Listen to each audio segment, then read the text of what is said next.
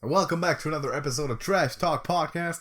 Today we got some brand new songs to talk about, and this is an up-to-date topic because about a week ago, bit more than a week ago, the most recent Sabaton album was released, which is something that we most definitely have to cover today because it's a very pressing topic. So the album, as you probably know, is called what, JJ? The Great War. The Great War. And what it is about, JJ?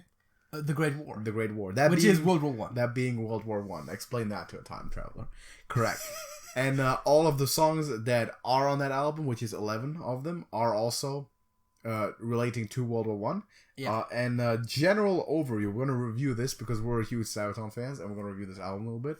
I like it a lot. I think it's pretty good. Yes, it's great. To me, there is a few duds on there, songs that I don't necessarily like too much, but the majority of the album I would consider is good to great. So we're gonna go through these songs and kind of give our opinions on it. Also, interesting or funny to note, there's a history version of this album where at the beginning of every song they recently they quickly just explain either a little bit of the topic of that specific song or just some nice sounding quotes, I guess. See, I don't like that too much. I would have preferred if they did it as like an extra track at the end. So if you just want to listen to it, you can just skip it. Yeah, fair enough. Because I would never listen to a CD where like between every song there's talking. If it's not even a separate track, so even if it was in between tracks, that would be kind of okay because you could just skip every other track. Exactly. If it were if I'm listening, I was missing the point there. If I was listening specifically for the music, then yes, that's also I wouldn't like that too much. But I think I still like that it exists, and in YouTube you can just look it up at some point and just listen to some of it because it's very interesting, and the guys definitely know what's up. So yeah, and if that interests you, I'm gonna recommend it once again. I've done that before. Also check out Sabaton History. Yeah, and an entire channel dedicated to explaining the history behind Sabaton songs. It's pretty good, featuring members of Sabaton. And I believe history professors. And yes. Experts. So that's definitely something that's worth considering. But let's get into the album, The Great War. Now let's maybe start with the pre-release songs that we already knew before the album came out because there was a couple of them pre-released. Now we knew of the first one was Fields of Verdun. The first one was Fields of Verdun. Then was the Red Baron, and then finally the Great War, which is the title song. It's also of this album, and one of the most hyped ones. And those were all really good. I'm gonna start right off with that. When those were released, I was like, this is gonna be a good album. I already knew it because those were all pretty good songs in my opinion. Which one of those three do you like the best? So the thing was, for me, and I still don't have every single song from the album added to my personal music list. Yeah. But when I've listened through it again, actually very closely before we started recording this, because I knew we were going to talk about this, I realized that a lot of the songs that I didn't have, I think I only didn't have because the other ones by comparison were so much better. Right. But not because any of the songs are individually bad. That's an effect that I might also be falling victim to just a little bit. It's the whole thing when you got a band that you really like, I feel like you scrutinize their songs more than a lot of the others. Yeah, that could totally be true. I remember that being a factor back in the day when we were really hyped about Bon Jovi.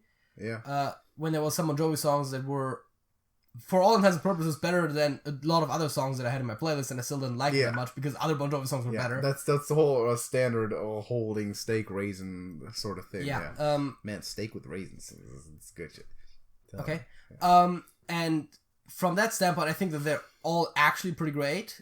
Although I don't like The Great War that much, again, comparative to the rest of the album. So that's like the bottom of the barrel for you of that album? Not of the entire of the three album, but of those three. Okay, yeah, fair enough. I think overall I like the Red Baron most, although initially I was most hyped about Fields of Verdun. Yeah, I also like the Red Baron a lot. It's pretty good. Again, they're all pretty good. I like all three of them. Off the main album, there's a couple of them that, I mean, I've listened through the entire album once. Then from that decided separated them into one playlist and the other ones I'm not taking. But the majority of the album ended up in my personal playlist, and I will at some point go through the rest. But there was a couple of them that I didn't really like to the degree where I would add it to my personal playlist. But and I think for the most part there's only one or two songs that we both didn't add. Yeah. Because a lot of the songs that you didn't add, I did, and vice versa. Yeah. So let's just go through them, I guess. The Future of Warfare is the first song. My opinion on that, it's pretty good. It's one of the better ones, I think. It's in the top half. to me. See, for me, actually, it's pretty much I got more or less right now half the album, and this falls in the bottom half of the songs where I don't have them. Oh, so you don't have it? Yeah. Why? The Future of Warfare is actually one of the, I think, to me it's the top half of the entire album, maybe even top half of the one songs that I do have. Again, I have to go through those again as well, because I think that at the end of the day, I wouldn't be surprised if the entire album ended up in my playlist. Yeah. 7 Pillars of Wisdom, the one about Lawrence of Arabia. Bit of a different style, but I like this song a lot. I think this is also one of the top ones. This is a good song. This is also one of the ones that I don't have, actually. How come? Well, don't yet. Well, again, I also, for the most part, listened to it once or twice. Yeah. Only for the full thing, and those were just the ones that happened to end up on the maybe not side rather than the definitely yes side. Okay. I know. When you told me before the recording very briefly which songs you had. There was one song that I was not so convinced of that you had on the definitely list. But okay. We'll get to that. I was about to say we're going to go through the entire thing anyways. 82nd All the Way is the next one. I like that song. Yeah, I also like that song. I have that in the upper. It's upper. Yeah, that's one of the better ones for sure. The Attack of the Dead Men. That is correct. Is correct. I currently don't have it. This song is dubious. I think it's one of the 2 songs that we both don't have. That is possible. Yeah, we'll go through. We'll go through the list and then compare. Devil Dogs is the next one. Yeah, that one's pretty good. I have that too. Well, the Red Baron we already talked about. It's very good. It's one of the better ones. Then the Great War, which is also okay. I like it. I think it's pretty good. To me, it's fine. So I have it. Do you have it? No, I don't. It might be one of the better ones of the ones that I don't have, but it's just barely didn't make it. I think it's cut. Pretty good. It's one of the most hardcore ones for sure. This one is like old school Sabaton, but it's a titular song of the album. Yeah. So it's bound. Actually, that also makes it interesting that it's just kind of somewhere in the middle, on literally the track list. Yeah. Because oftentimes the title songs will be the first on the list. I've seen some albums put it in last, but it's kind of rare to just have it in the middle. Oftentimes, also, the title songs are the best, or the ones that are supposed to be the best. Well, yeah, that's kind of how they're trying to make it famous. Oftentimes, the way I think it works is that they have, the entire track list first, and then come up with the album, the order and the name of the album. Maybe. In the case of something like this, which is more closely... It's related to a specific event, so it had to be the Great War. It's more of a concept album, in which case it kind of works the other way, but for, bands that don't really have any themes in their songs, they just have a bunch of songs, and they'll pick the best one. I can totally see that being the case for the Volbeat album Seal the Deal. Okay, yeah. Because the actual Seal the Deal song is in the bottom half of the songs on the album, which, it's still fine, but that album's really, really good. But other names would have also fitted with that, and it doesn't really matter too much. The thing with Volbeat is, a slight tangent, that they also always tend to pick something really long for their album titles. Not necessarily. But they sometimes do. Well, relatively long, usually at least. And oftentimes the song that it's part of is actually the title is shorter. Seal the Deal is the name of the song. Seal the Deal and This Boogie is the album. But for all intents and purposes, Seal the Deal, both of them. It doesn't really matter. But Rewind, Replay, Rebound is also not that long. It's fine. Yeah, no, I'm just saying that's.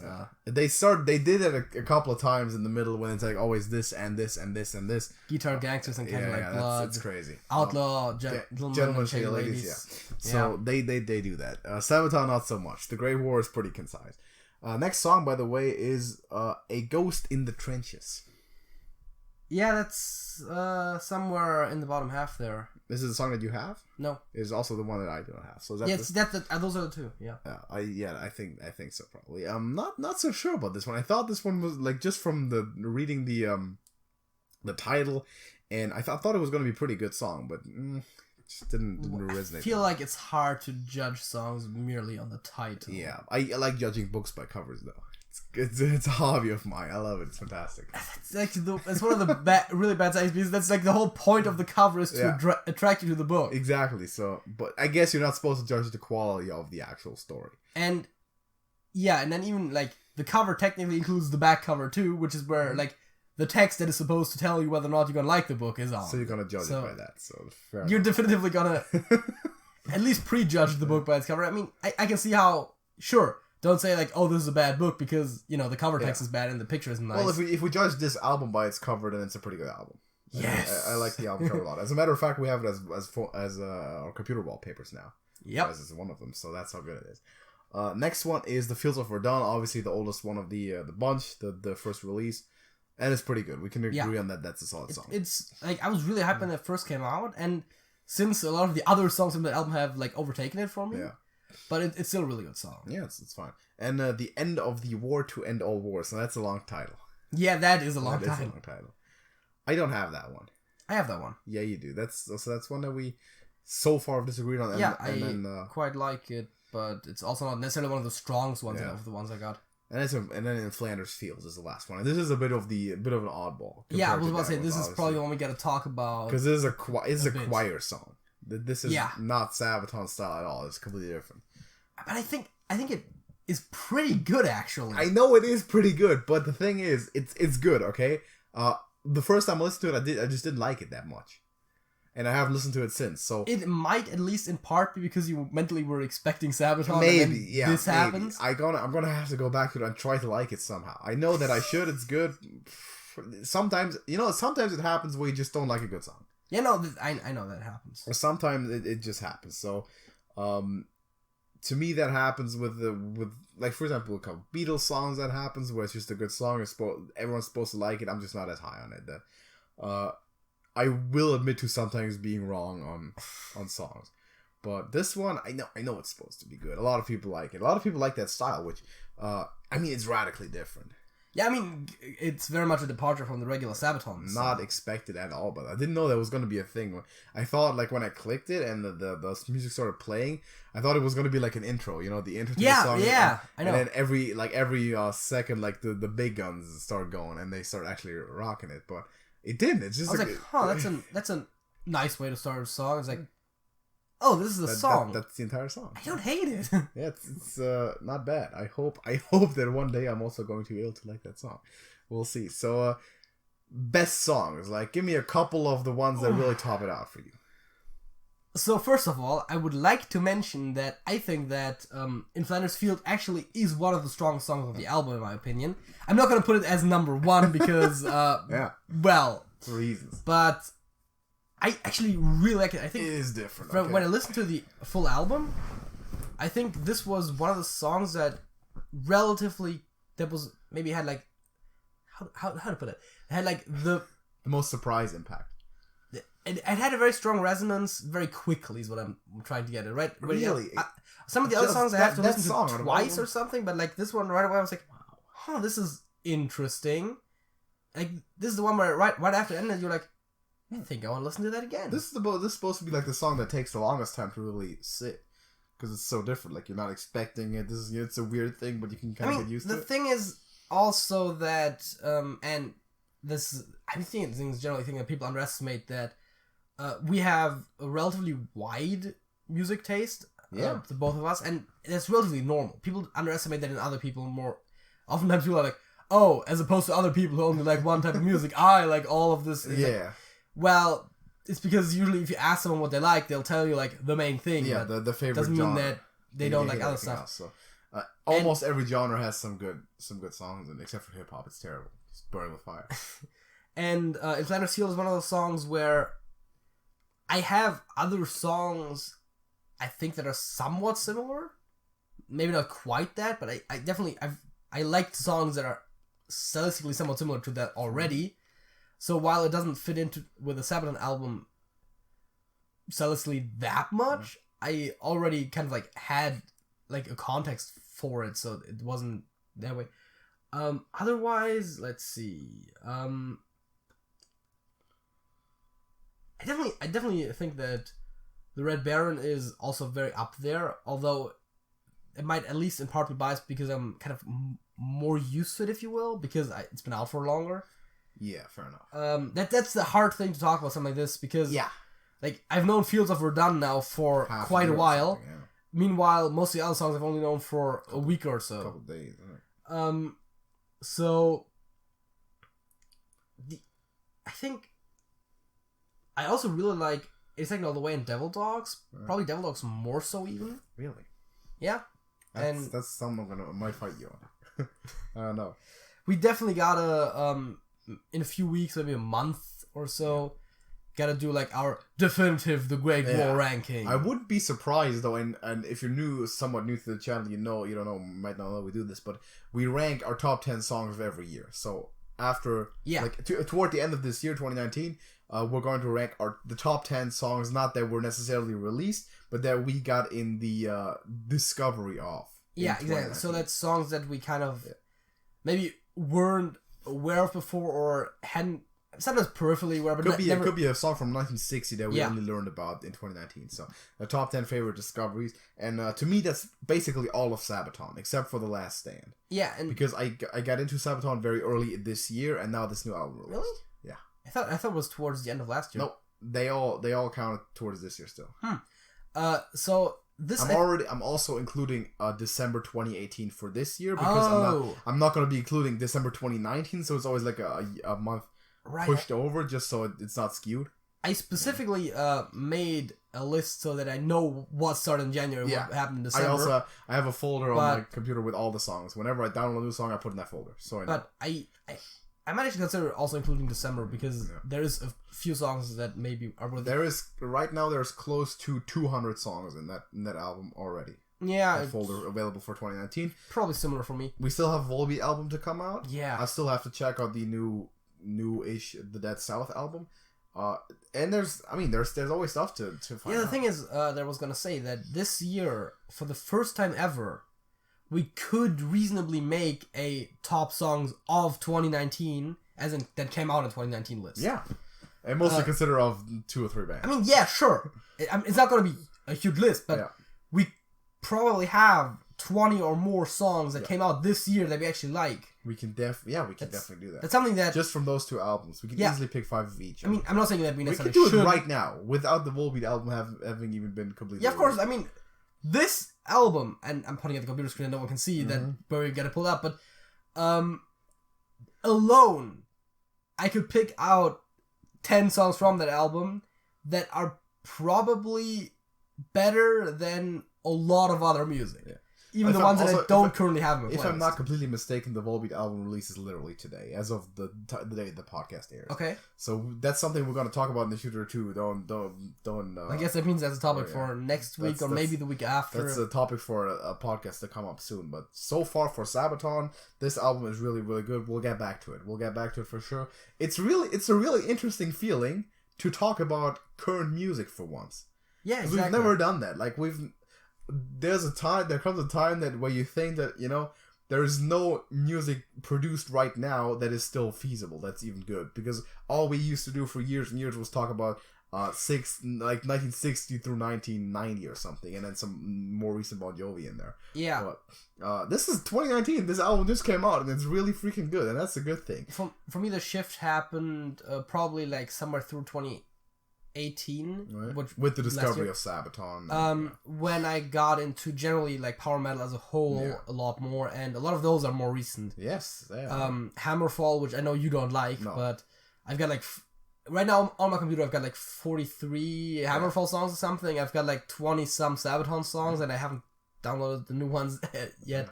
So there's still music out there. Yeah. So. And all of those were made after 2000. And here's the thing: some of these bands are getting. Some Hammerfall might be. Some of these bands are getting better. Like if you trace the history of Volbeat, for example, they've been getting better from album to album, basically. Like the early stuff is terrible. The first 2 albums of Volbeat are just awful. I'm gonna definitely agree that that's an overall trend. I'm not sure if it's exactly album to album. It's pretty close. Like Seal the Deal was by far the best. And then you get, All the Gentlemen, Shady Ladies, Guitar Gangsters, Caleb Blood, are also pretty good. And then you get like the first 2 albums were terrible. Like I don't think I've listened to them yet, but they're awful. They're just that's like the real stuff that you say you don't like. The really like heavy death metal's just screaming bullshit. It's terrible. And that's actually like, I know that this is gonna be not resonating with a lot of people because a lot of people are looking at that the other way. They're old school Volbeat fans from 2005. And I've seen people comment on the new songs being released, like, this is not what Volbeat used to be. this is not the real Volbeat. It's like, to me, this is exactly what it's supposed to be. This is what I like. I like the old stuff. I like the screaming and the heavy metal. That happens. Bands shift their focus a little bit. They change their style, and the old fans oftentimes don't like it, but new fans come in, and generally speaking, oftentimes it's a little bit caused by trying to appeal to the mainstream more. Also, just people get older. People ain't gonna do death metal for 30 years. Yeah. You know how, like, every artist ever, like, rock artists from back in the day, they just keep going more to the ballad and country style with age. Yeah. The more softer stuff. No one's gonna be like the rock and roll fiend for 40, 50 years that they were, like, in their 20s, like when in the 1970s. So that's not gonna be the case. I love the development of Volbeat. I also like the development of Sabaton. They're getting really, really good. Yes. This album it's a good album. Listen to me. If you haven't checked this out, maybe you don't even know Sabaton, but you're watching this podcast, which is good on you. People in our Discord, man, trust us, man. You've known us for a while. You've maybe seen some videos, you've talked to us personally. Trust your boys. This Sabaton album is really good. You can check that out. If you like rock or metal, you're probably gonna or history, find some stuff to enjoy. Yeah, because these guys are history buffs. Seriously, this stuff is good. This is not some bullcrap. This is for real. It's historically pretty accurate to at least the rough edges. There's always some details to pick on, but then again, it's they also have to make a song out of it. So that's also the thing is that talking about historical accuracy, sometimes stuff will be discovered and our perception of history will be changed altogether. Well, not like massively, but like details and individual events. So, but it's interesting to discuss this stuff. Like, history isn't always historically accurate. Exactly. Like, recently, I had the discussion with my dad about the song Bismarck, right? And he was like, there's some inaccuracies, because he also saw the Sabaton history thing. There's some small inaccuracies about the caliber of the guns and how the Bismarck was actually sunk and that sort of thing. But it's new discoveries and stuff that comes to light. And of course, you can't be completely 100% accurate. That's for sure. But still, in terms of history, this is one of the best bands out there, and I appreciate that so much. And I love the music style too. So that's all the better. Yeah. But I think that's enough for now. We'll get back to it. But for the first topic, that's it. We are going to get into the halftime show. Yes, which, as always, is... Let's see if I can do this correctly the first try. Yes. Nice. It's a quiz. Yeah. And we're doing T, U, and V today for the letter quizzes. So let me sit up here correctly. And let me grab my keyboard so I can see what we can do here. Type. Right? Starting with T, see if we can win some of these. Me, blank, you, Jane, Tarzan. Yes. Silvery Christmas tree decoration is tinsel, right? Is it tinsel? Like, exchange the... Yeah, that's fair enough. Michael Jackson's best-selling album. Thriller. See, the thing, whenever someone asks for an album, I'll just guess a song name and hope it's an album title. Jewelry store with Robin's egg blue boxes.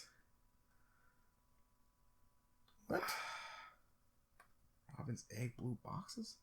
Why are we dumb? What? I literally have no clue what they're talking about. God. It's similar to a ligament. Tendon. Right, yes. Well, that's... Stage in a frog's life cycle as tadpole. Right, yeah. Maker of electric cars is Tesla. Not Nikola Tesla, but the company. Friar friend of Robin Hood is Tuck. That one I didn't know. Astronaut beverage or Chinese dynasty is Tang. Like Andrew Tang, great guy, by the way. Nobody knows it. Time machine from Doctor Who, you know that one. I also do. TARDIS. That, by the way. Certain zodiac sign is Taurus, right? Yes. Yeah, that starts with T. City about 50 miles south of Detroit or Madrid? Presumably Tuesdays with the same name. Oh, okay. What's that? Oh, it's Toledo? Toledo sounds Spanish. It could be Toledo. What? Toledo, right? Yeah. Toledo? With the E instead of the I. Because, for Detroit it's true, but it just sounds Spanish, so that makes sense. Rome's River. Tiber? Tiber? Tiber? Tiber. Yes. Largest lake in the Andes. Titicaca. Titicaca. Conservative party supporter in the UK. Asshole. That does not start with a T. Alright. Tory. I'm sorry, okay? I'm sorry. Playing cards used by fortune tellers. Tarot. Yeah. The heaviest U.S. president, allegedly, Taft. You know what? Trump gives this guy a run for his money. Just kidding. Scottish fabric pattern associated with clans. Tartan. End. That's the keys are next to each other, all right. Yeah. Also known as lockjaw. Tetanus. Islamist group that control Afghanistan is. Yeah. I'm trying to get this guy's exposure. City in Italy with a famous shroud.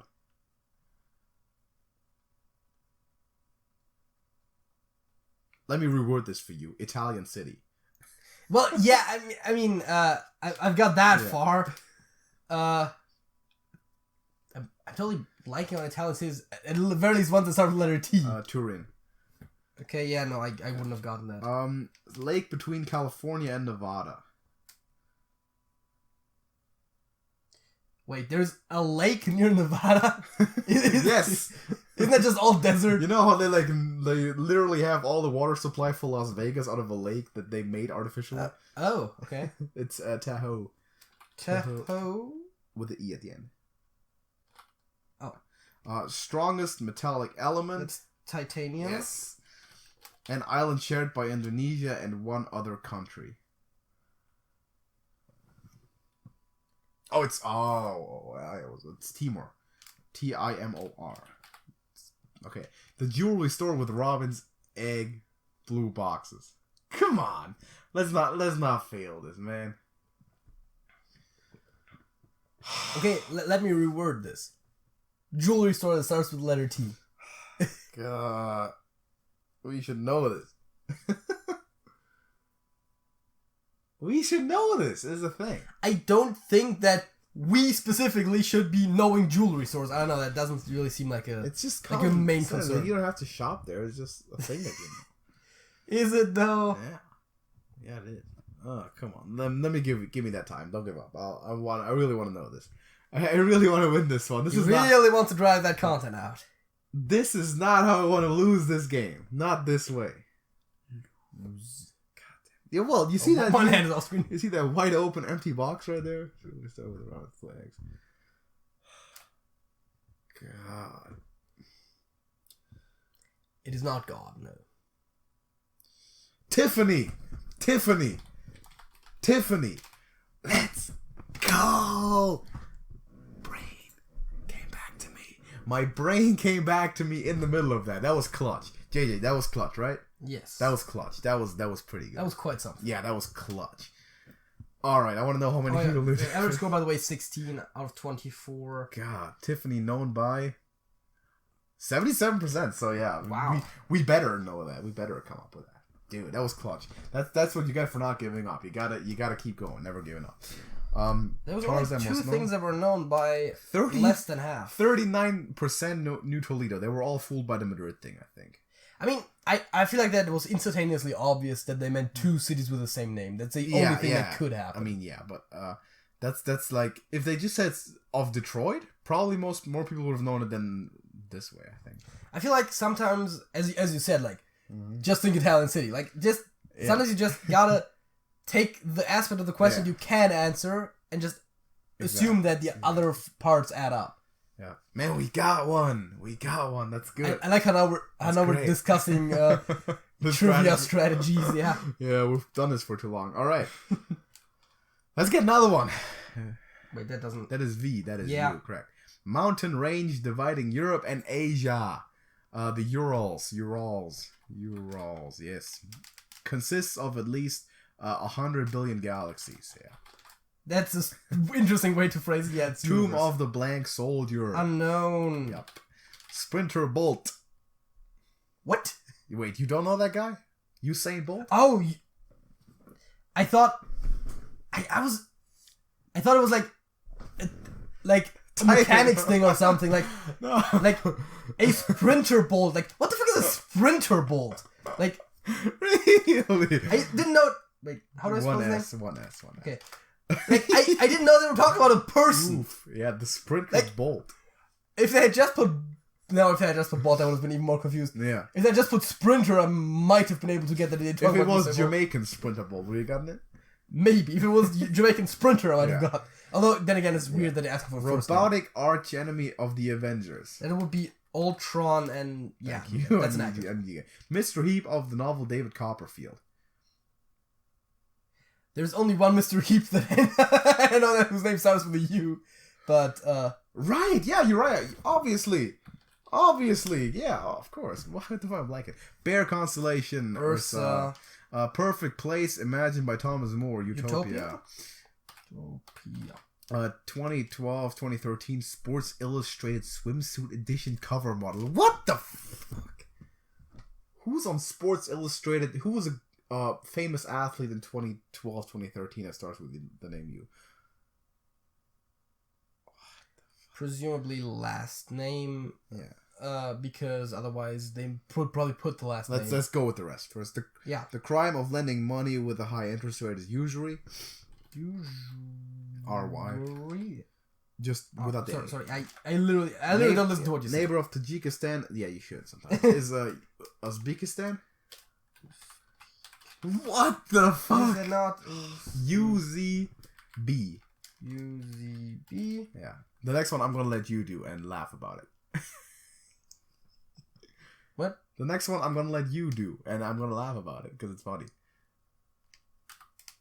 I know. I like how you use that letter too. Like, you could have probably used the U, but since we are German, we have German keyboards, so we can do the fancy thing. And this is, by the way, the actual correct spelling. Japanese noodle soup is ramen. Yeah, ramen. It's ramen. No, it's something else. Probably it is ramen though. Yes, it is ramen. What is it? It's not ramen. I refuse to accept that that's wrong. Okay. Arm bone companion of the radius. Freaking yeah. Wait, I should hold the other arm because there's what? ULNA. ULNA. Okay. Small submachine gun first made in Israel. Uzi. R&B singer or wedding attendant. That's like the marine mammal and the rapper guy. Usher. Yeah. Makers of the game Assassin's Creed. That's Ubisoft. Yeah. Substance Mind in the movie Avatar. I know that. It's a pun. Is it it's a pun? Okay, I don't... It's unobtainium. Oh. I've never seen that movie. I don't watch movies, but I know that. Sweet, salty, sour, bitter, and this. Sweet, salty, that's the tastes of the different that your tongue can divide between. Why am I blanking so hard? That's one of the facts that I would expect you to just know and tell to everyone, because that's one of those. It's umami. UMAMI. UMAMI. Yeah. Never heard of that. Really? I thought that was something that you easily would just pronounce with. Ethnic minority of Northwest China. Some have blue eyes. God forbid for me for not being able to spell that. I know somewhat in what direction it goes, but I'm not gonna even try with that. Japanese noodle soup. Sports Illustrated cover model. Who is an athlete that starts with a U? I mean, I'm assuming it's an athlete. Sports Illustrated, right? I think. I don't know. I don't know magazines. And with the U. Well, I mean, the thing that's confusing me is the Japanese noodle soup with a U. To be honest. Yes. Oh, is it udon?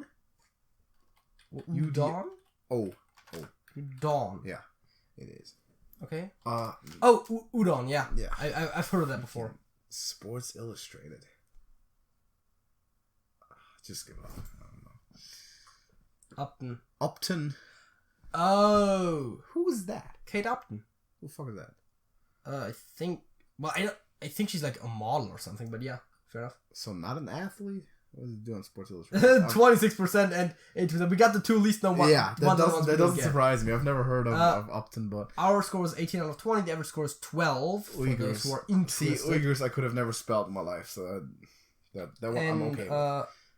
Yeah, the most known one is Uzbekistan, and the least known one out of the ones that we got is Unobtainium, which is fair enough. Yeah.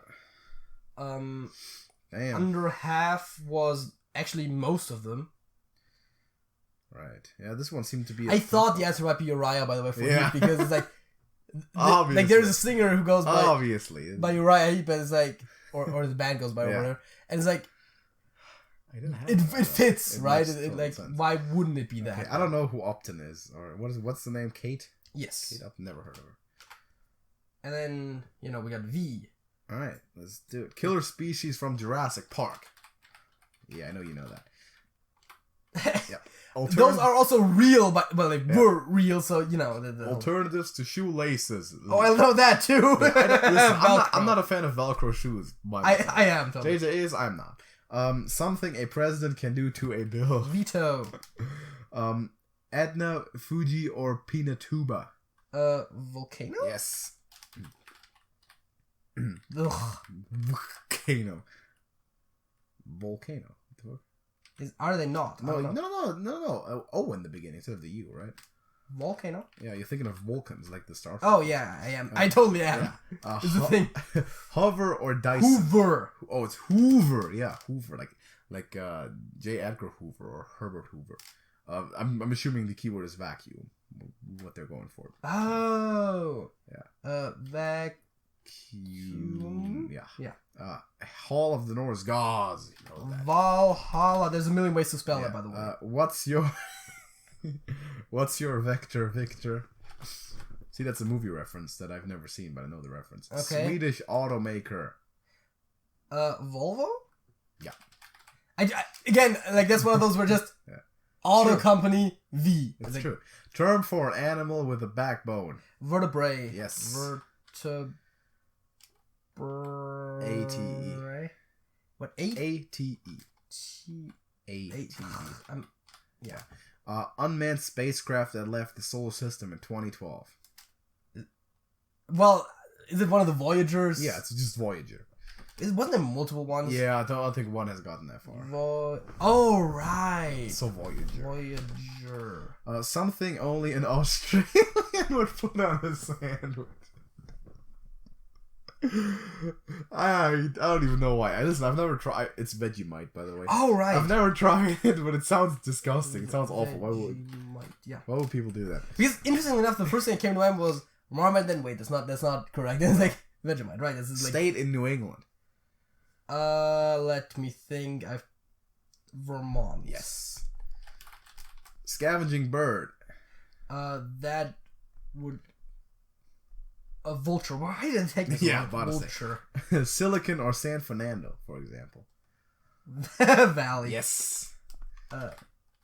Major Canadian city. Like start shouting on random Canadian cities like Toronto, Quebec. Exactly. It's like, wait. Quebec is a province.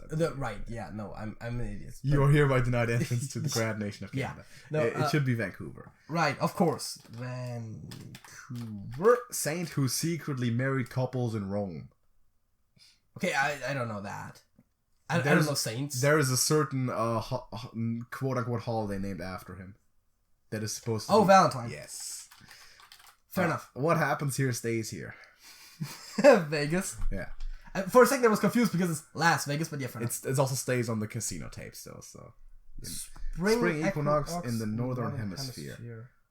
Vernal. A-L. That's what I thought, but I wasn't Leonardo's symmetrical man, for example. Fuck's sake. It's the Vitruvian man. Vitruvian. Yeah, I heard it. Vitruvian, but I couldn't have told you what it was. Tribe who sacked Rome in 455 or people who defaced property. Vandals.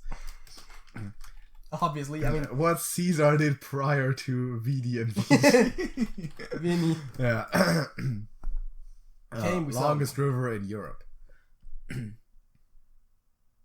It's not the Danube, bro. It starts with the letter V. I can tell oh, dude, Russia is part of Europe. It's the Volga. Oh, sometimes I forget how big Russia is. Volga. Sorry, I'm an idiot. Yeah. One of Hinduism's main gods is it's Vishnu. Yes, that is incorrect. Oh, we got it because the last one's easy. Credit card company is Visa.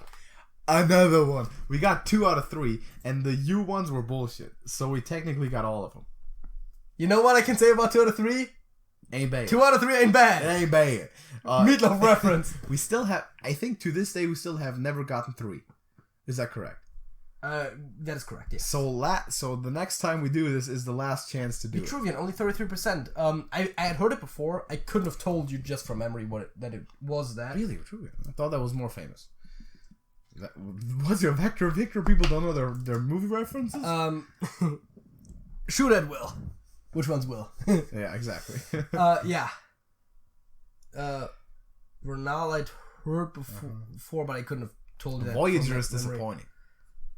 I was at first confused because I knew there was multiple Voyagers, but I didn't even realize the whole... how do half the people know Saint Valentine? Everyone's heard of Valentine's Day.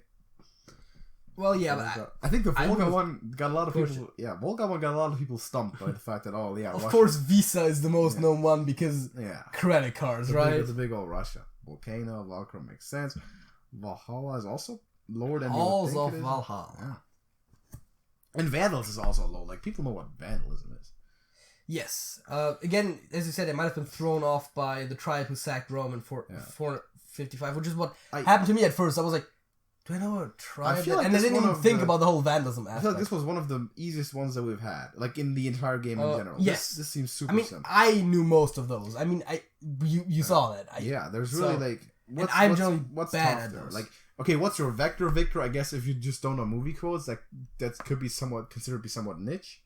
I mean, Visa is easy, Volcano is easy, Velcro Valley. But they are all common knowledge. Like, there's no super niche thing. Vegas, right? Volvo, Velociraptor, Vermont, Vertebrae, arguably. That's Vegemite. It's a bit of a running gag. See, we're just asking about common knowledge things. And Vandals, Vini. I don't slight people for not knowing Vishnu. I blanked on it. That's one of the more specific ones. Volga, it's a bit of a relatively specific geographic thing. Valentine, I guess you could have gotten, especially with the Valentine's Day thing, but I wouldn't have known. I mean, everyone knows the river Volga, but the problem is just Europe. You just completely distract. You'd never come up with that because it's just Russia. I mean, like everything up until Vini, I think everyone should have been able to get. I think this is very simple. Like, compare this to you. Was a couple of dubious ones that we did get, and then, like, how am I supposed to know who was on the cover of Sports Illustrated in that specific year if it's not, like, super famous anyway? I mean, she is definitely okay, but is that specific cover famous? I don't know. Because then you'd have you would have to specifically know the whole history of those covers. So that one I found that very challenging. Like, that was the question that was oddly specific for this game, but the V1 was very simple, and we got T also with the Herculean effort of getting the very obvious jewelry store at the very end, but we did it anyway. It doesn't matter the way we did it. We got 2 out of 3, which is not bad, and we'll have one more chance of hopefully redeeming ourselves at one point next time with the W, X, and Z. W, Y, and Z. Because X does not exist. We already looked that up. It doesn't exist for the second time. But I mean, it makes sense. There's not a lot of questions, words to come up with X, and they made one quiz happen. So that's something. And we also need some ideas for what to do on halftime shows after these are done. There's still more interesting quizzes on Jetpunk, but eventually we'll have taken every common knowledge quiz on the internet. And when that's the case, we need more. So we need you guys to write more quizzes. That also, to a point, means, though, however, that after that point, we should be very educated on, like, general knowledge factoids, because we've at least heard it, even if we didn't know it by the time we did. Fair enough. Thing. Yeah, maybe a little bit, but it's mostly pretty random thrown together. But that's fun. So we'll hopefully continue doing that.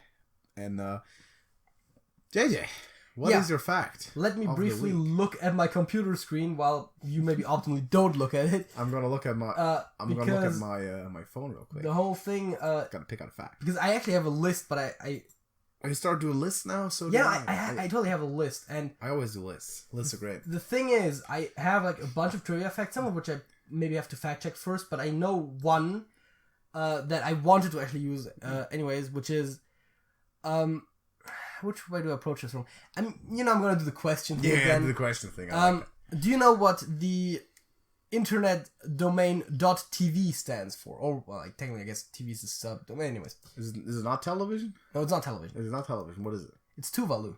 I did not know. The country of Tuvalu. Really? They have... That's what the actual supposed use for .tv domains is, and it's actually supposedly also one of their bigger income streams for the country is just selling that domain. That's good. That's great. So, man, we want to trash .tv. It was not available.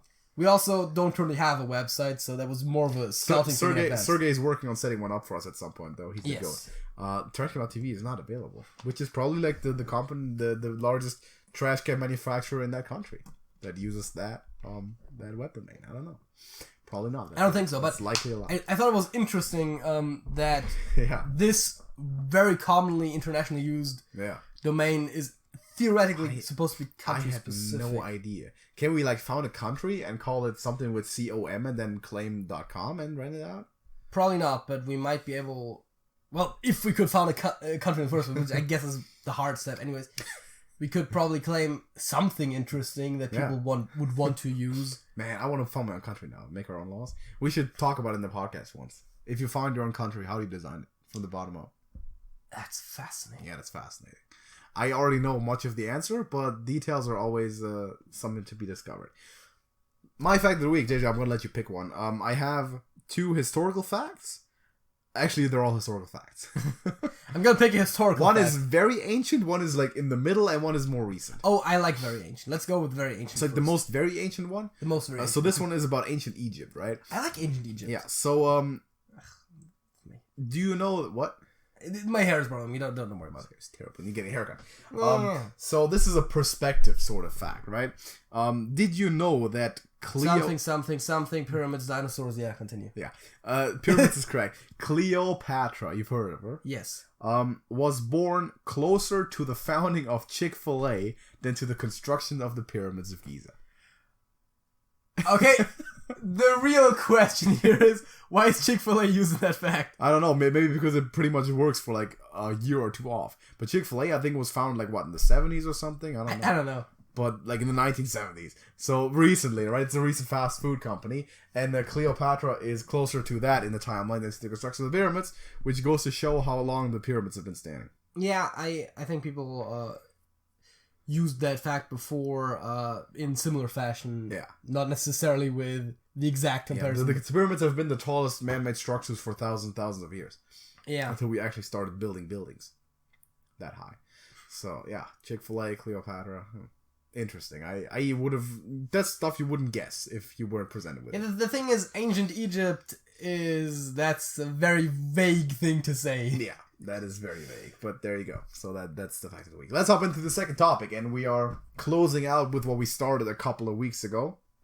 And this is some more... 2 weeks ago, I believe, but yeah. That's a couple, by definition. Yeah, that's exactly a couple, yeah. These are some questions, some controversial topics that we talked about. Last time a couple of people responded, and it was fun. And we sometimes like doing this. We have the rest of the list to go through, and JJ, would you read out the questions? All right. Should insurance cover cosmetic procedures? How cosmetic are we talking about? There's always the thing, okay, first of all, if it's not purely cosmetic, then that's always a bit of a gray area, where it might have a cosmetic benefit, but it's not actually the only reason to do it. For some reason, right? Insurance to a degree covers cosmetic procedures, like, for example, wigs, whereas they do not cover things like glasses for some reason, which that's a... travesty. You can get separate insurance for that, but yes. Yeah, which that's a travesty to me, that sort of thing. Yeah. So, if we're talking about covering cosmetic stuff, let's first make sure that they literally cover everything medical. That's the first priority. And once that is achieved, we can get insurance for other stuff. But if you wanna get fake eyelash extensions and stuff like that, like Botox injections, all that sort of stuff. I'm pretty sure the lashes don't fall under medical that's sort of beauty stuff. Should insurance cover that, man? That shit expensive. Okay, if you want to do that and you really have no medical need to do it, then probably not. Just because you want to, no, they should not cover that. And that's the exact problem. At least not until they cover all the health related stuff. Because medical need is in fact something to consider here. While we're talking about cosmetic surgeries. Does it say surgery specifically? No, it doesn't, but I mean, for the most part. Trashcan TV is not sponsored by this beverage manufacturer. For the first time since you made that joke, you can actually tell what it is, too. But they should be. It's a soda. It's I'm not gonna say exactly which soda. It's red. There's also water here, just as a no, but here's the thing, right? On some level, it can be justified through psychological effects, because some people are affected by certain aspects of appearance, especially if they're quote unquote abnormal. Yeah. And how do you, for example, consider something like really bad teeth, right? Is that cosmetic or is that health related? Because you're not going to die from it, because you're not going to starve even if all your teeth fell out. So it's technically a cosmetic adjustment, but it's also health related. So that insurance should cover for sure. Yeah, I was about to say teeth are very important to your overall health. It's one of those things where, I mean, also like bad teeth is like bad teeth doesn't equal bad teeth. I know you said really bad, but even that is like really vague. bad. Like except like they're not beside each other, but they're like back to back. Those types of teeth, like really. Yeah, no, I think that definitely falls under stuff that they should cover. But again, there is always a question of necessity, and I think if it's not necessary, insurance, why would it cover it by default? Yeah. And then it's, again, because of the whole psychological aspect to it, it's very hard to tell what falls under necessary and what doesn't. Mm-hmm. Which, of course, in the case of insurance companies, always gives them the excuse to be, interpretive about stuff. Yeah, as much in their favor of paying the least amount of stuff as possible. So we've talked about a very similar thing last time when the question was, should birth control be provided? And our answer was pretty much the same. Provide everything else that is more important and has higher priority in terms of healthcare, and then we can still talk about this. This is like the next level of human luxury society. We have a long way to go there. And I think this is the correct answer in this one also.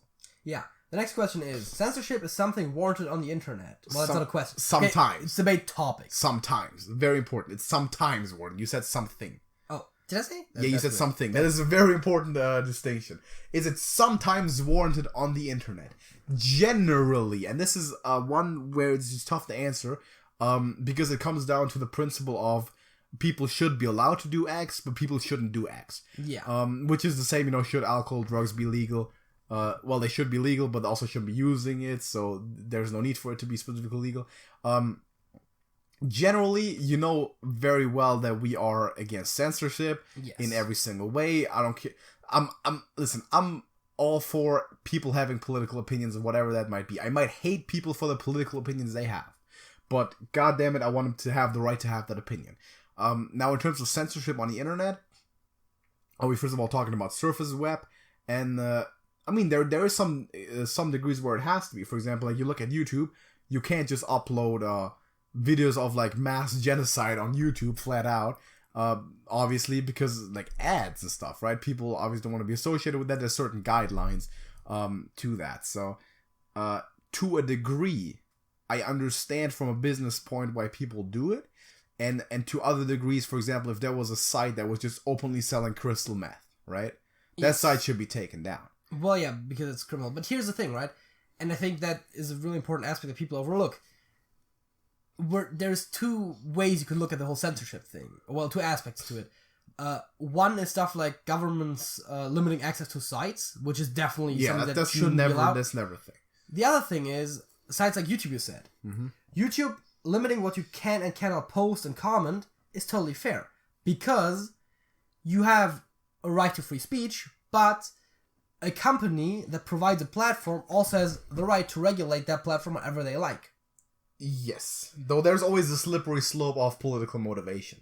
Yes. That's true. But sort of stuff. At the end of the day, it is their platform. Yeah. And freedom of speech doesn't require someone to give you a platform. But then again, those platforms are media, right? Yeah, that's always... And media is supposed to be neutral. That's the tough part. And that's the whole problem with media that is also commercial, right? Yeah. That is centralized or connected to the state in any way, or a for-profit organization in the commercial sense. If a media business is also in the business of making money, that's never good, because then sponsorships will reign in. Yeah, and that's also where you get a lot of news programs being very biased towards certain political sides, because they know that their viewership, they can build it around a certain side. You can't really build a viewership very well around neutrally reporting on politics. Yeah. Okay, what is next? Next is marijuana should be legalized. This is, again, very similar answer to this is like, I don't see why people shouldn't have the right to it, but I also can very clearly see why people shouldn't do it. So, to me, this is something that is tough for me to form an opinion on. Assuming our society where things like handguns and even alcohol are legalized, marijuana is about the least harmful drug out there, right? There's like cigarettes are 1,000 times worse than weed, and weed still isn't like completely harmless, obviously, but there's a lot of things that are worse and that are legal. No, it's not.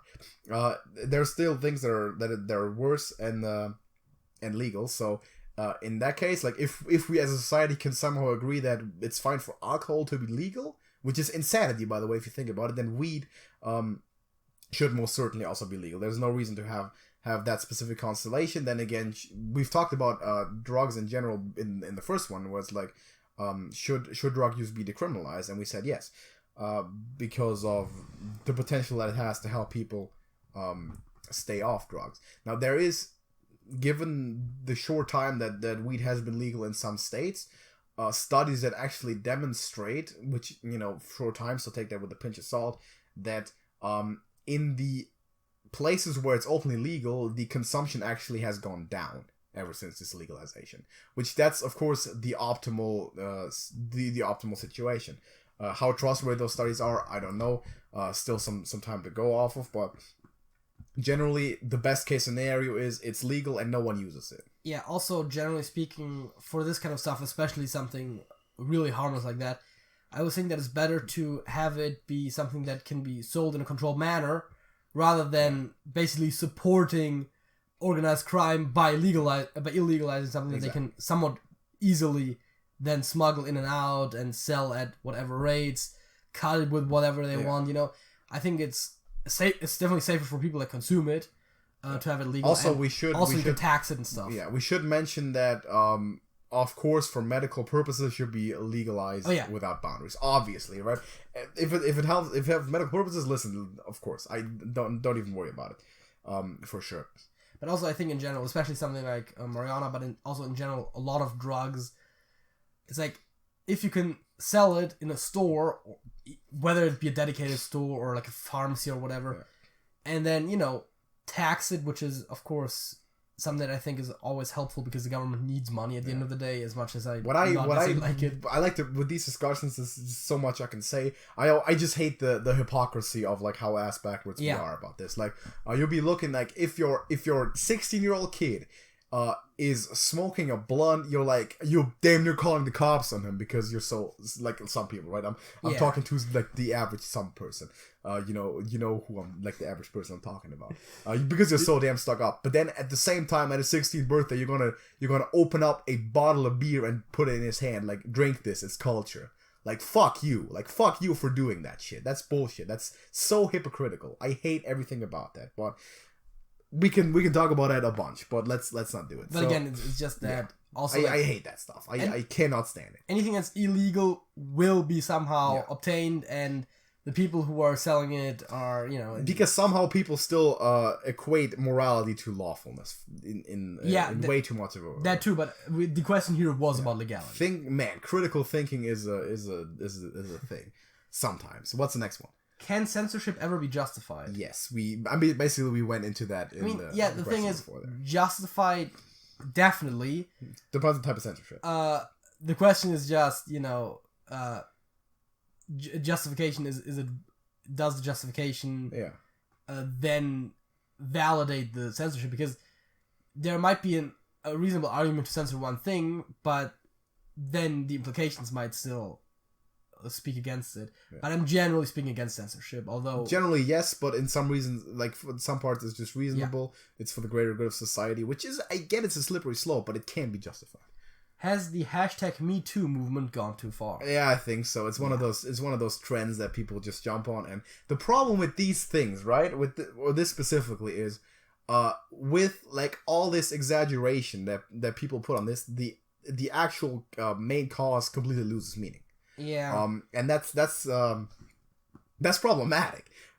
Because people seem to talk more about how ridiculous it has become and how stupid than about the actual cases that started the serious means, in talking about high ranking people being involved as well. So yeah, people like to jump on this sort of stuff, trying to maybe grab a cheapo insurance money or like payoff sort of thing here and there, and even just attention sometimes. Even that sometimes. So there's really no good that can come off of that sort of thing. Yeah, it's problematic because it's one of those things where the basic idea, I guess, makes sense. Yeah. Draw some public attention to the whole issue, but that never really works in a controlled fashion like that, because it doesn't spirals out of control, and that's not a good thing. And the people who falsely jump onto that just to ride with the waves are just devaluing the actual original cause of it, because it's that movement basically went completely down the drain. Like, you don't hear about it anymore. No one takes it serious anymore. Yeah, and that's because of things like that. Here is an interesting talking point: the minimum wage should be lowered or raised. The minimum wage should be lowered or raised. I mean, I guess they did intend it as two separate points, because they did put or raised in parentheses. Listen, I don't care where you live. Okay, listen to me. No matter where you live, no matter what the minimum wage is in 2019 on a country on Earth, believe that minimum wage should be lowered. You literally deserve to be hung up by your neck in the streets. Yeah. That's all I'm going to say about that. It's also the thing where the problem is that companies, at least a lot of them, don't necessarily have the most ethical approach to paying their employees.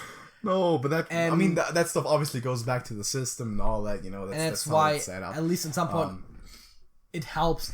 I mean, theoretically, there is an argument to be made against minimum wages categorically, theoretically, because you're limiting the abilities of the companies to do whatever, because of the whole freedom argument. Mm-hmm. But the problem is that means that they will just start paying less. Yeah. And people need to earn money somehow. See, minimum and then they wage will take the job. Minimum wage people are this far away from being literal slaves now in 2019. And I say that with all the respect to people who have endured slavery and whose ancestors have endured slavery. And in full knowledge of that. Like, for God's sakes, man. Treat people like people. Like, human dignity and that stuff. That it says that in constitutions, like as a main axiom. For God's sakes, respect it. Next one. The harms of patriotism outweigh the benefits. Yeah. I'm sorry, but yeah, for sure. Patriotism and religion are the two main causes of wars. Yeah, 99%. Well, that and resources. 99% of wars would be completely obsolete and have never happened if there were no such thing as countries and religions. I can recommend the song "Imagine" by John Lennon. Yes, it's a pretty good song. I mean, he makes that whole point. Like, I can also imagine.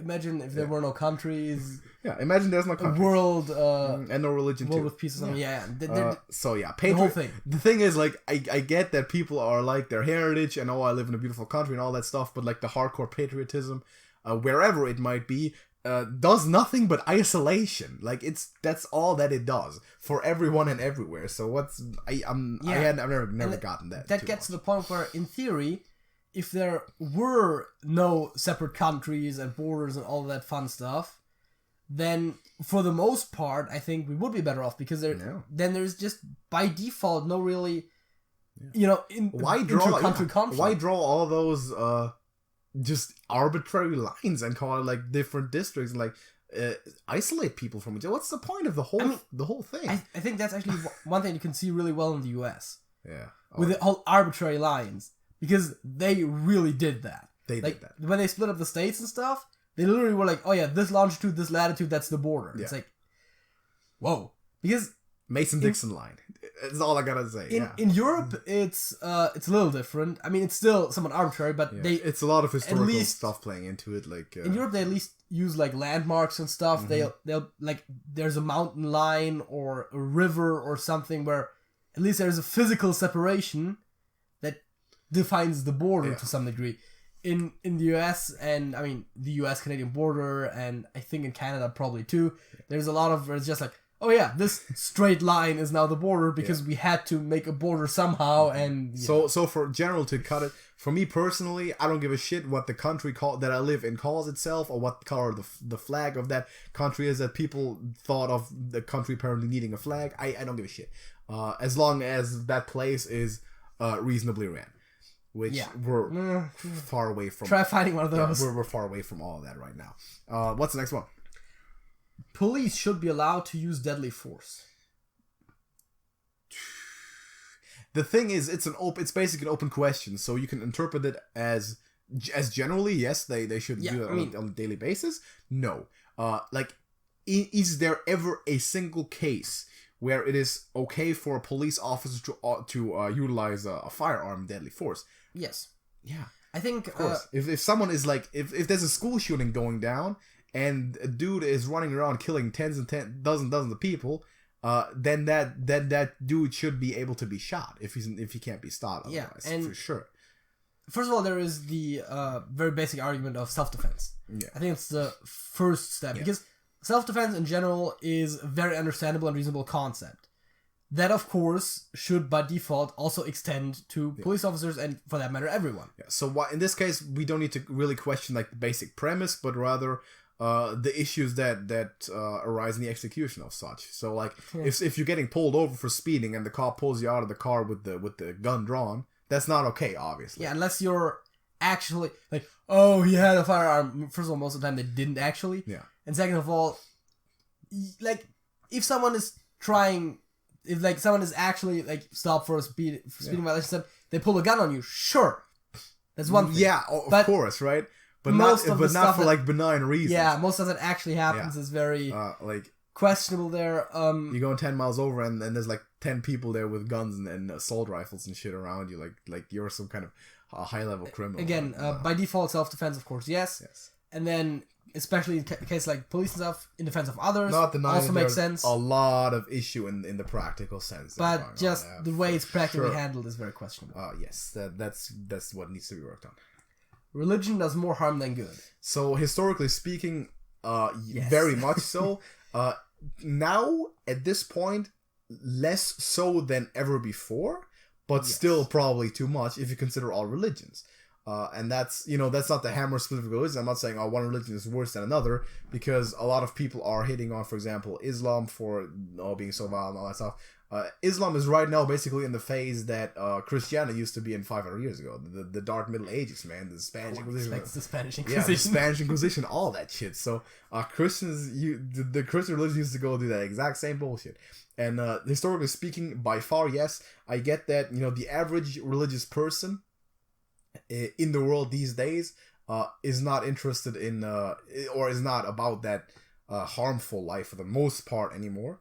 The vast majority of common folk, at least, I get that religion is still abused or misused as a reason for atrocities, like, for example, it happens in the Middle East a lot, or did during the Inquisition, for example, in Europe and the Western world.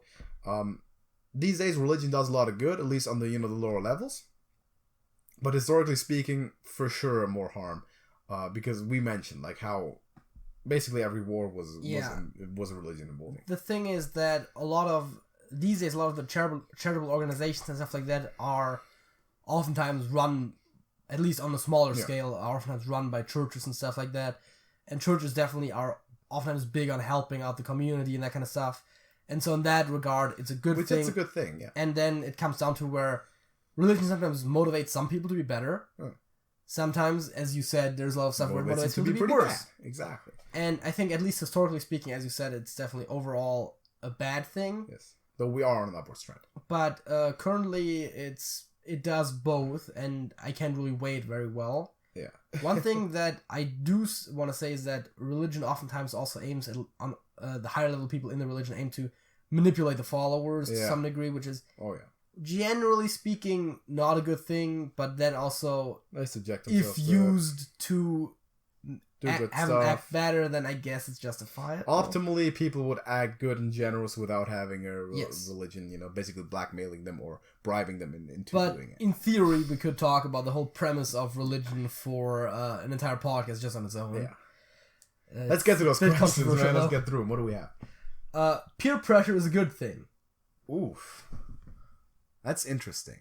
That is an interesting one. I mean, generally speaking, no, but it can be used for good. There's, like you said, there's two sides of that medal there. I mean, it's the same argument as adjustment for religion, basically. It very much depends on the peers, because usually you associate peer pressure with bad stuff. Like in high school, that's how people introduce each other to smoking and drinking and going down that really bad path, and other sorts of bullshit. So, but they can also peer pressure in the sense that you're in an environment with very hardworking, achievers, people who really are going for it, and you have to adjust yourself to that standard. So you're raising your standards or your level of work ethic or whatever it may be, or expectation to those around you. There's that saying that you're the average of the 5 people you surround yourself with most. You like that one. So I like bringing that up, and because it's interesting to at least do that thought experiment for everyone. Just sit down and think about the 5 people I surround myself with most.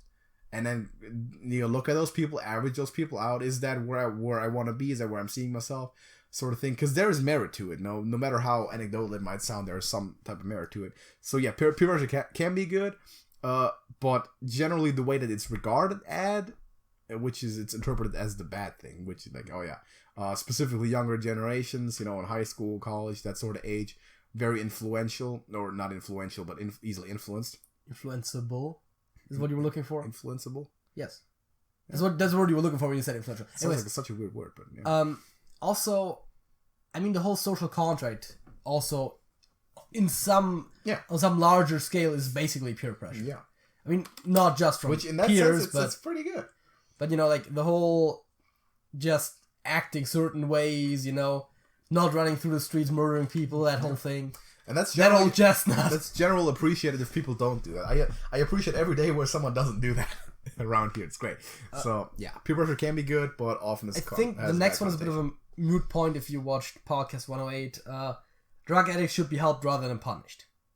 Yes, obviously, yeah, sure. We talked about this again, Podcast 108, when we did the first half of this because list. Drug addicts who fear punishment are not going to be open about their drug addiction, thereby staying addicted to drugs. That's not what you want, so. Sex work should be legal. Oh boy, this one's also tough. This by the way also comes down to. We talked about this before in the podcast. Maybe it's again the same principle as with the marijuana or the censorship. For on a legal base, I don't see why it shouldn't be technically legal, but it shouldn't be actually conducted. So there's a lot of those questions, like those moral versus legal things. And you can be on either side of that, and either side isn't completely bad, because both sides, to me, have their argument at least be valid. I might not even be able to form an opinion on that. In the optimal world, it would not happen. The optimal world does not exist. In the actual practical world, should it be legal or not? Tough. I actually strongly believe that it should, because I think I brought those points again up on a previous podcast at some point, but I don't expect anyone to go through like over 100 podcasts just to find all of the points that we might have previously brought up, and even then opinions change. But I know that there are places where it is legal, and there's definitely upsides there. I think Australia has it legal. And the thing, once again, is that I said before, a controlled environment to some degree, where if you have a brothel there, that is held to a lot of standards. And that makes then stuff like there's virtually no risk of STDs because they have to be regularly checked and stuff like that. And it's definitely very much a safer environment than if you were to just, get a hooker on a street corner. Then it's also safer for the people who do the work. Whether or not you think it's a respectable thing to do is a different story. But for everyone involved, it's safer. And you know what? As much as I say it, you can put taxes on it if you like. That's always a thing. I don't like that entrepreneurial connotation to everything you have there, man. Jesus Christ. You can make money off of this. No, it's just, the state has to make money somehow. Yes. And if there's a thing that is going on anyways, that is also on top of being illegal, avoiding taxes. Here's the thing. You might as well tax. Here's the thing. I need statistics on this very much the way that I would need for the weeds stats that I brought up. In places where it's legal, does it then happen to somehow occur less than in places where it's illegal? I don't know, but it doesn't affect the divorce rate. Look that up. It very slightly does, but it's not a we looked at the divorce rate of Australia and the point when it was legalized, and there was no discernible. Yeah, there was somewhat of a small time frame, so we're gonna wait 1 or 2 more generations to judge on that. But it has to be statistically tried out. Generally, so the human race has de facto developed a monogamous culture and society. That's just a fact.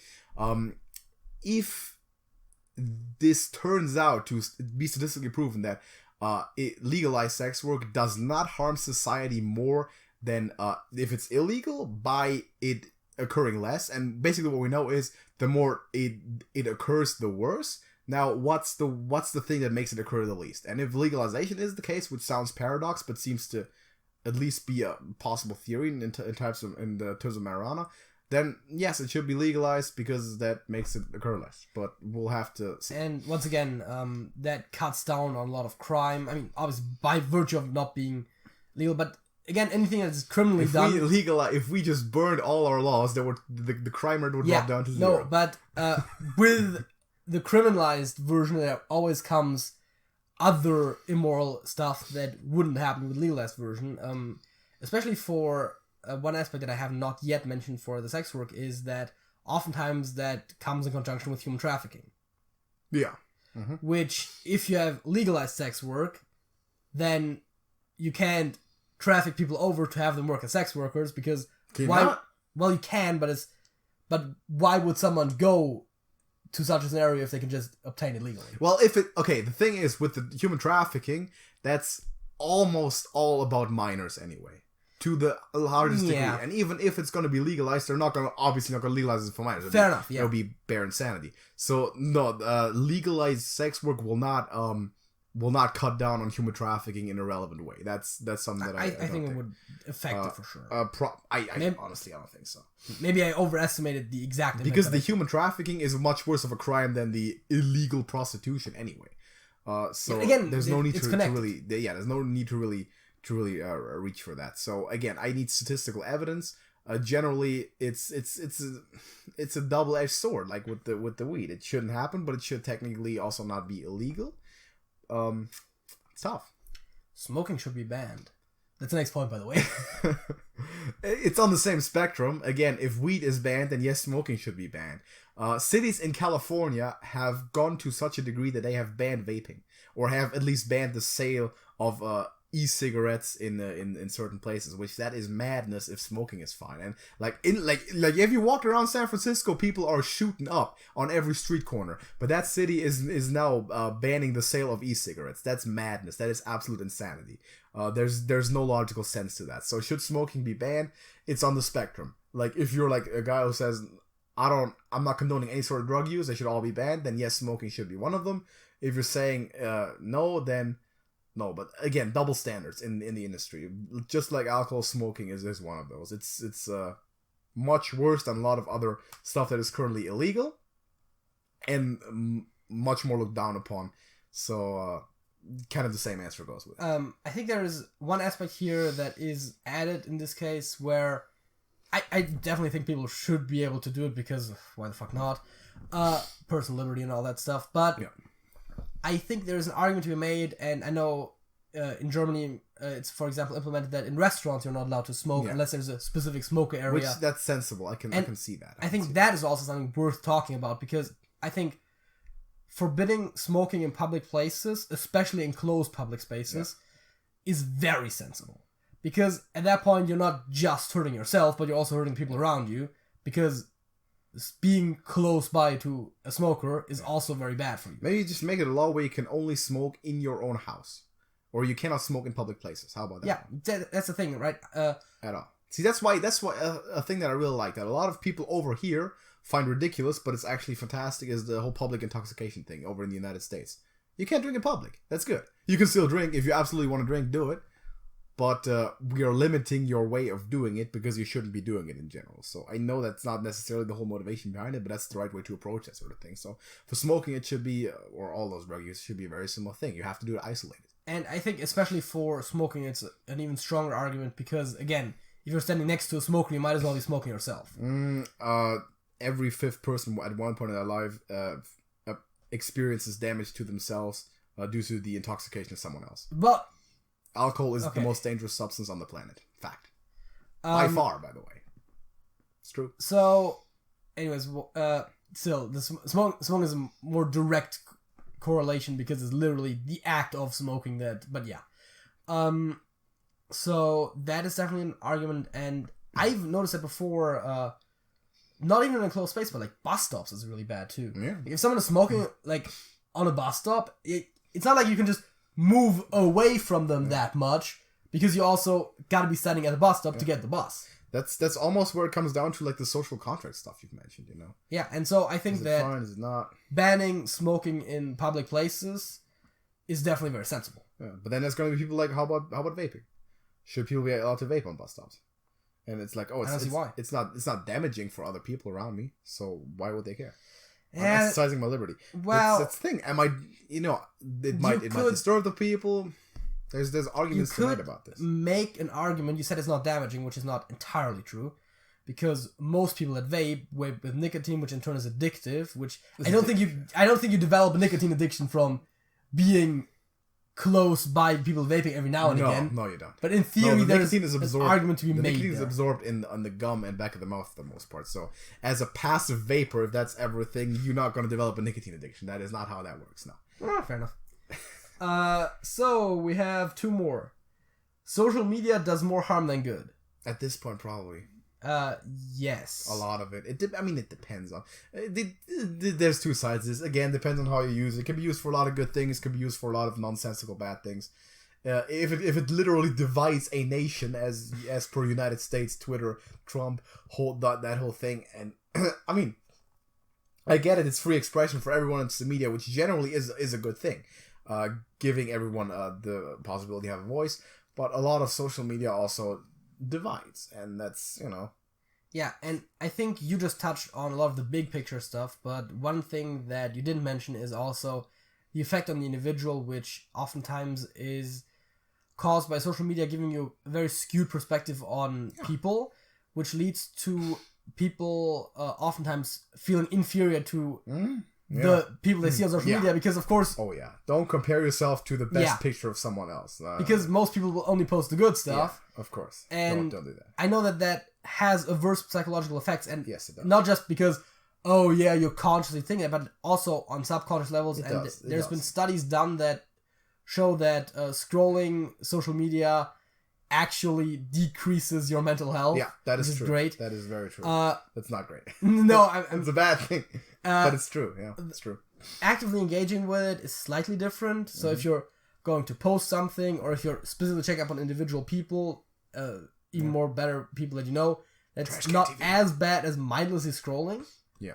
But generally engaging with social media, for the most part, has way more negative effects than positive. Yeah. Just mentally speaking, how it affects you. The bottom line is that it depends on how you use it. You can choose to use it wisely, and it's informative, and it's very useful. You can also choose to use it in a damaging way. It's not inherently good or bad. Yeah. Choose to be smart about it and go join the Trash Can TV Discord server. That's the link in the description, and it's the greatest, wholesome, most bestest place ever to hang out with all your Trash Can TV friends.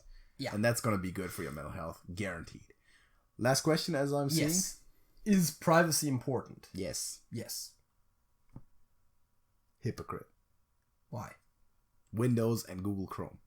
We'll talk. Well, you know what? We'll talk about that off the air. Actually, yes, privacy is important, more than it has ever been in the digital age, because it's become more vulnerable and liable in the digital age. So and a lot of people have stake in diminishing privacy as much as possible. It's always good to hear that like certain counties have banned, for example, the use of facial recognition software for police and stuff like that. That stuff should not be a thing at all. And the whole mass surveillance thing, yes, privacy is an important resource, and it's dwindling down like crazy. Everyone, by the way, PSA, go read 1984 by George Orwell, the most important book in human history. Is that it for today? I think we can cut it there. We've been going at it for a while, and well, we do need to still. Yeah, we do have the fact that the song. I think that's enough for the controversial points. Very controversial. On some of them, or most of them, we can agree, and a lot of them are just up for interpretation to a degree. So let's hop into the songs of the week. It's not going to be Sabaton songs, by the way. Yes. We already made that up before. So what is your song of the week? You know what? I initially had something else planned, but I'm gonna to reinforce a point that I've previously made. Okay. I'm gonna use Smoke on the Water. No.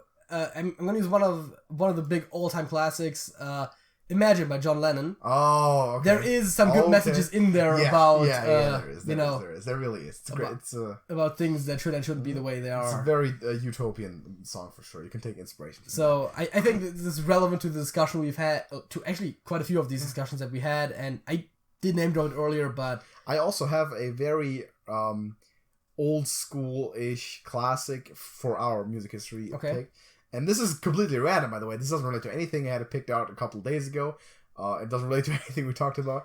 It's Blinded by the Light by Manfred Mann. Oh, that's my song of the week. That's a good song. Very retro, very refreshing. So after like 20 weeks of continued Volbeat and Sabaton, now there you go with some old school classic stuff. Yeah. I hope you appreciate that very much. What we would appreciate. Now that I've used it as the song of the week, imagine you have to listen to it. Yes, that's how that works. You have to listen to all of our songs of the week. That is a fact.